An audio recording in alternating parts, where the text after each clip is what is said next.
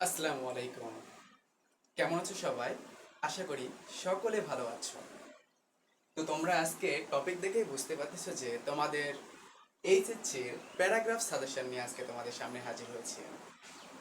শুধু তোমাদের বোর্ড পরীক্ষায় না, তোমরা যারা একাডেমিকে পরীক্ষা দিচ্ছ, যারা মডেল টেস্ট দিচ্ছ এবং যারা হাফ ইয়ারলি, ইয়ার চেঞ্জ এগুলো পরীক্ষা দিচ্ছ, তাদের জন্য গুরুত্বপূর্ণ। তো আমি এখানে 10টা প্যারাগ্রাফ লিখে রাখছি, যেগুলো মোস্ট ইম্পর্টেন্ট প্যারাগ্রাফ। প্রতি বছর এগুলো থেকে প্রশ্ন এসেই থাকে। তো আসো দেখি নেই আমরা যে এই প্যারাগ্রাফগুলো কি কি আছে এখানে 10টা। তো এক নম্বর হচ্ছে ড্রাগ অ্যাডিকশন।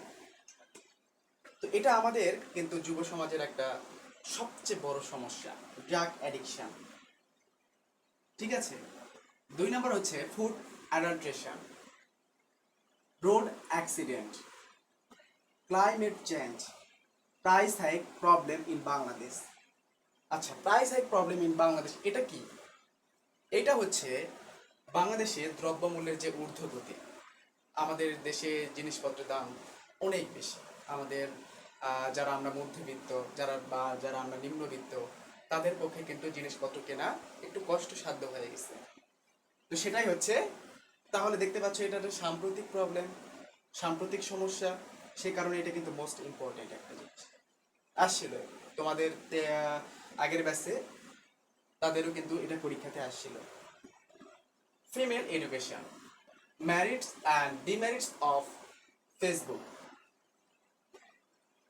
ডেফোরেস্টেশন, এনভায়রনমেন্ট পলিউশন মানে পরিবেশ দূষণ, online class and traditional class.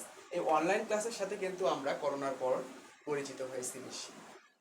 So এটাও কিন্তু অনেক ইম্পর্টেন্ট, এবং এইটা অনেক ইম্পর্টেন্ট। এই 10টাই তোমাদের জন্য অনেক ইম্পর্টেন্ট। সো অবশ্যই এই 10টা না কমপ্লিট করে তোমরা পরীক্ষা দিতে যাবে না, তোমাদের একাডেমিকে এবং বোর্ড পরীক্ষাতে। তোমরা কখনোই এই 10টা না পড়ে পরীক্ষা দিতে যাবে না। তো আশা করি তোমরা সকলেই বুঝতে পারতেছো যে এই 10টা কতটা ইম্পর্টেন্ট। এরপর তোমরা কি সাজেশন চাও, কোন বিষয়ের, কোন টপিকের, আমাকে কমেন্ট করে জানাবে। আমি অবশ্যই সেই টপিকের এবং সেই বিষয়ের সাজেশন অবশ্যই তোমাকে দেওয়ার চেষ্টা করব। ঠিক আছে, ভালো থেকে সবাই। ধন্যবাদ। আসসালামু আলাইকুম।